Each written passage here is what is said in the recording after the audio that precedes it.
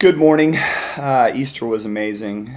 Spent time with family and friends and watched Pastor Joe on the History Channel. It was beautiful.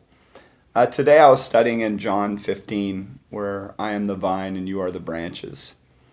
If you remain in me and I in you, you will bear much fruit. Apart from me, you can do nothing. And later on, I love it where it says, as the Father has loved me, so I have loved you. Now remain in my love. If you keep my commands, you will remain in my love, just as I have kept my Father's commands and remain in his love. I have told you this so that my joy may be in you and that your joy may be complete. And that's at the root of it, is that our greatest joy comes from being in him. And I was thinking about that what we're pursuing is wholeness, right? To be complete. And in my life, I didn't know of that, but I was searching and striving for that in all these other things other than God. It was only when I came back to him that I experienced that fruit that he talked about. You know, the fruit is the fruit of the Spirit, and you can find that in Galatians 5:22 and 23. You know, the love and the peace and the joy and the goodness and self-control and gentleness. All those things come out of being his and being in him. And where our struggle is that we try and incorporate Jesus into our life rather than submitting our will to God. And in doing so, when we submit our life to God, the fruit starts becoming part of who we are.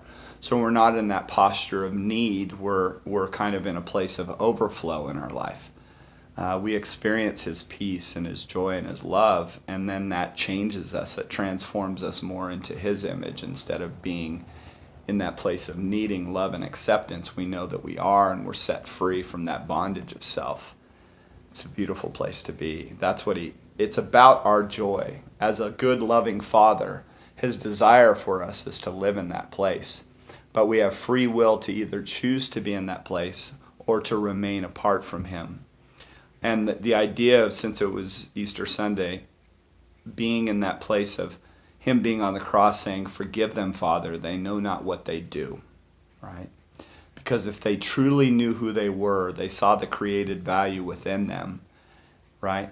Then they wouldn't be doing what they're doing. But because they've remained in their own will and they've remained autonomous from me, they don't see, right? They remain apart from the love of God, so this is why they're doing what they're doing. They're killing him, right? Because if they truly knew deep down in their soul and they could see the Father's love, it could change them forever. And that's my hope, is that it's understanding the love of God in your life and experiencing that, and then being set free from that bondage of self. And now all of a sudden you don't have to strive every day for that love and acceptance. You've been overwhelmed by that love, and then we get to become that love. That's what he was teaching his disciples. Follow me, remain in me. And as we remain in him, we are pruned. We are, some of that self-centered, self-seeking stuff is cut off of us.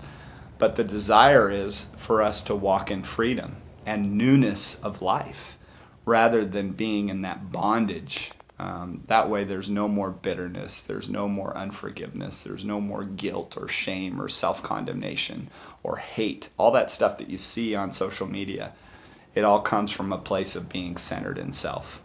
That's the reality of it. So anyway, I hope you can experience that. Remain in him, understand his love, and be changed forever. God bless y'all.